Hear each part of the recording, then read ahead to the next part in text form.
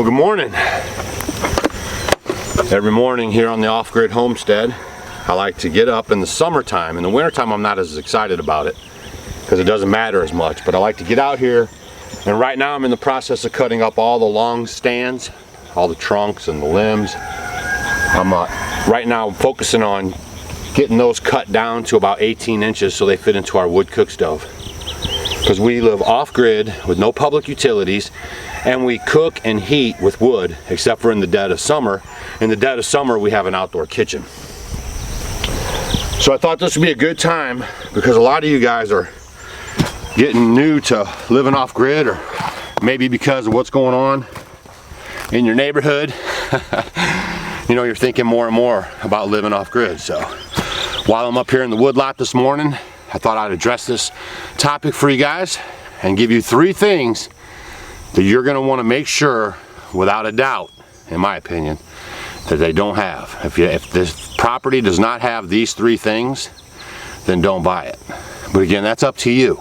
Okay, these are just my suggestions. Okay, so if you're new to our channel, my wife and I, we left the city life about a decade ago. Okay, and we had a lot of different reasons why we left the city 10 years ago. And some of them you're seeing right now in front of your face, you know, while you're living in the city. So we started this journey out on trying to figure out, you know, where we were going to move to and what that was going to look like. Now, we lived in the kind of the St. Louis metro area. We live in Missouri. I guess you would I'll just call it St. Louis metro area just to take the confusion off of people. So we lived, well, I won't even say metro, we just lived in the St. Louis area because metro means closer to the city, and we didn't live in the city, we lived in a county. And you know, I had a business, and you know, Stacy's worked for herself for all her life, you know, straight out of college. I had a couple businesses actually, and you know, I was noticing the kids didn't want to work anymore. I had a lawn care landscape business, and they weren't showing up for work. They didn't want to do the hard work, they didn't want to sweat. They complained, they didn't show up. So one day I basically had enough of that, right?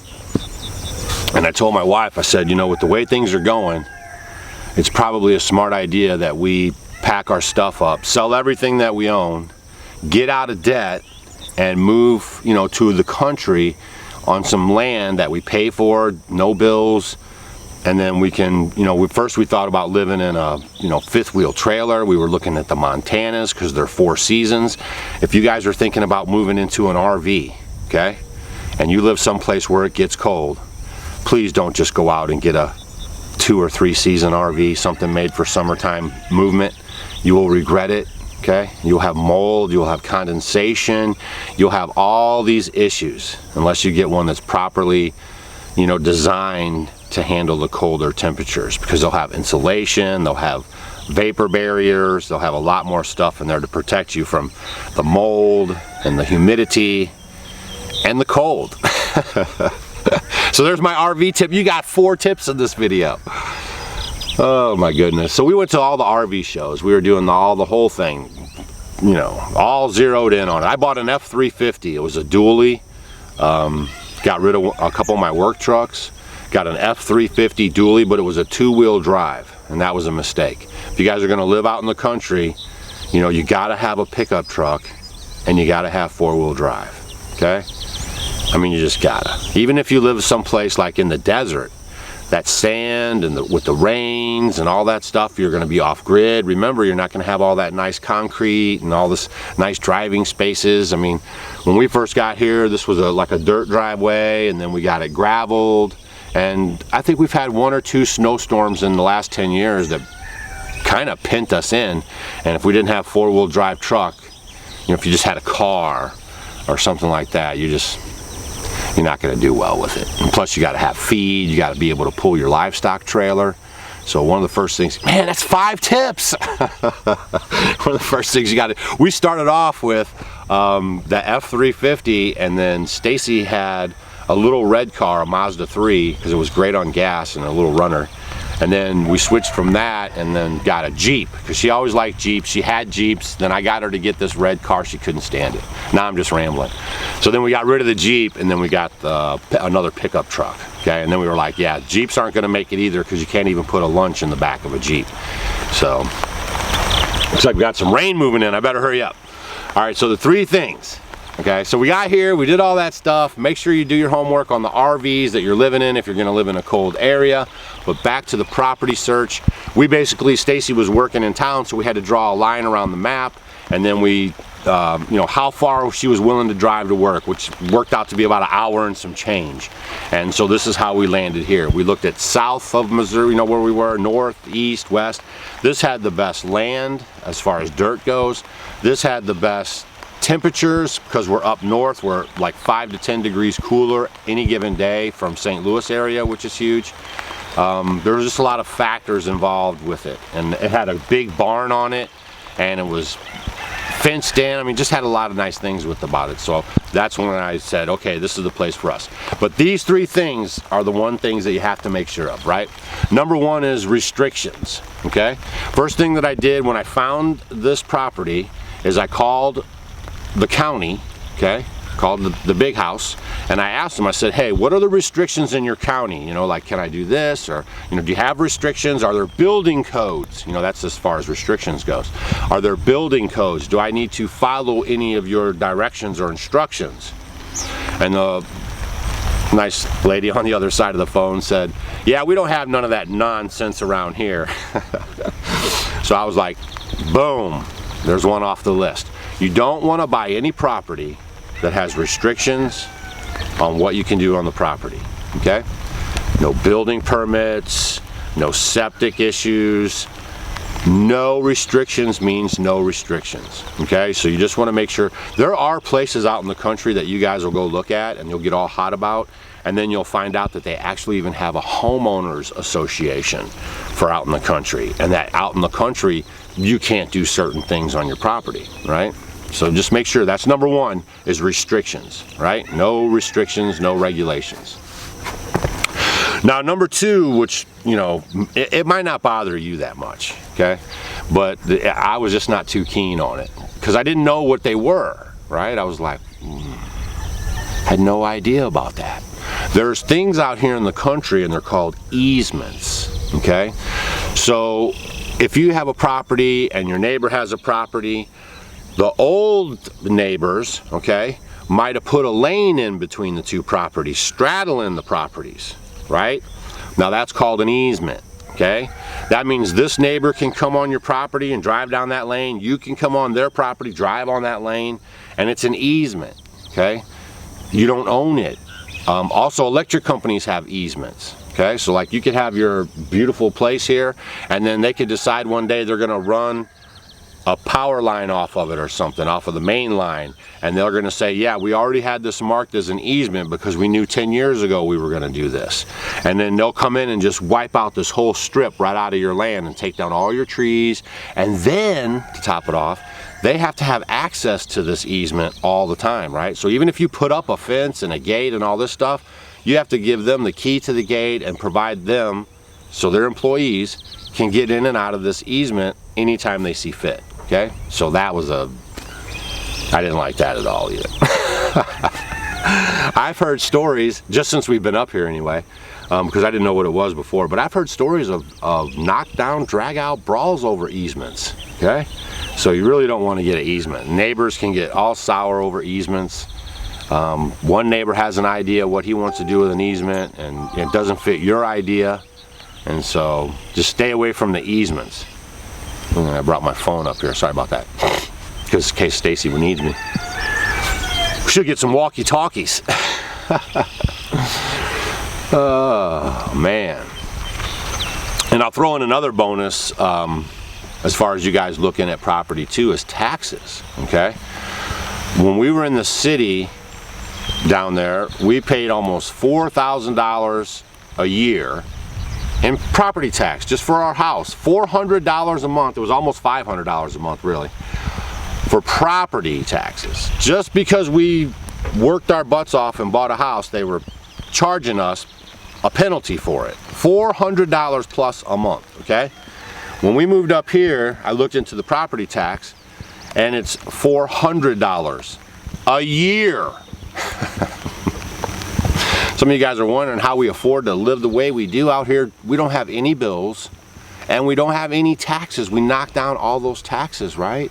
We went from $4,000, $400 a month to $400 a year, right? No bills, no taxes.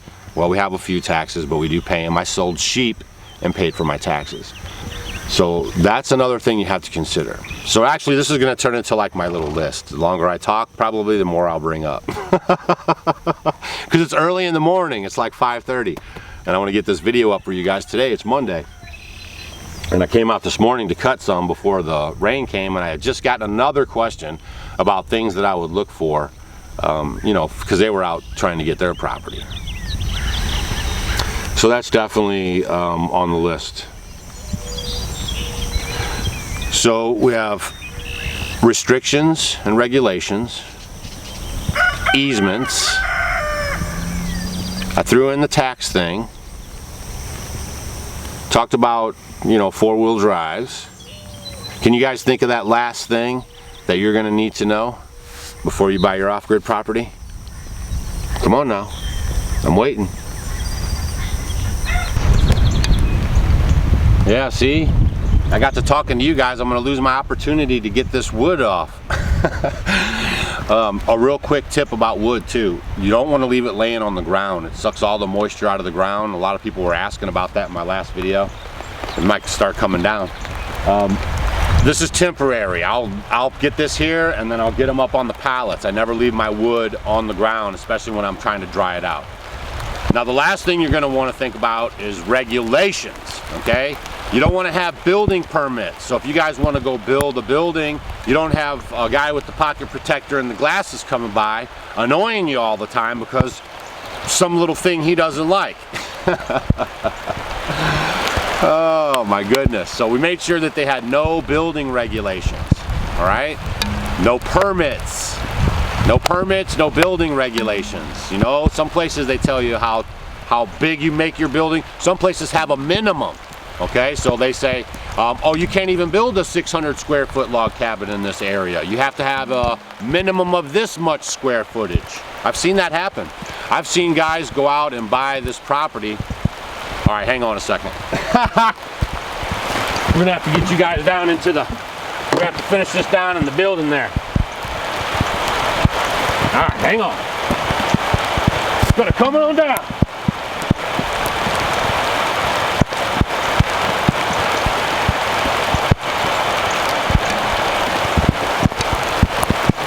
Oh my goodness, it's coming down. All right, hang on.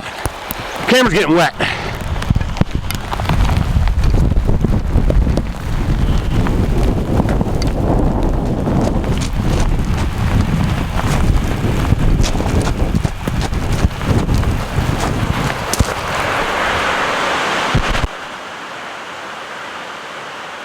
Well, it looks like we're having a gully washer. You guys were here the other day. I was telling you we were a little short on rain lately. And then we got 3 inches. It seems like all the time we get rain, it comes down in 3-4 inches at a time and then it stops. It's really coming down good now. And you can see the storm line, squall line, they call it. And that's that front moving through, bringing this rain. Oh, Mrs. Turkey, you're so cute. Had to run down to the house, make sure the windows were closed because I think Stacy was still kind of sleeping. Hanging out with Miss Turkey. So regulations, like I was saying, some places even tell you how big or small you can make your house. A lot of people don't realize that. They'll buy a piece of property. I know a guy, I was just getting ready to tell you, that bought property in Ohio, was going to build a homestead, you know, build his little tiny house, his off-grid little cabin. He built the cabin on piers, a cabin, putting in the windows, getting ready to do the inside, had everything done, putting up drywall, and they came out to him at his property and they said, oh, we didn't know you were building this here. They says, you can't build a house that small here. And he had to take the whole thing down. Well,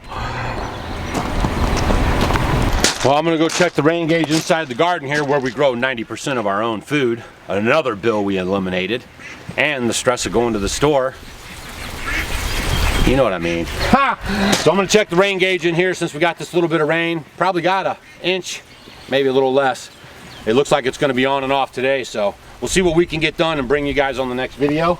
Other than that, I'm gonna check this rain gauge. We're gonna get our day started, and I hope we got some tips off this video. Me and my girlfriend here are gonna go, we're gonna go into the garden.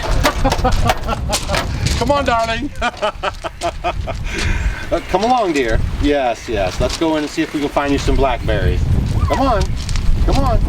You like a nice wide girth? There you go. All right, guys. We'll see you tomorrow. Oh, you getting a drink? Oh, you eating some bugs? All right. Good job. Let's go look at the rain gauge.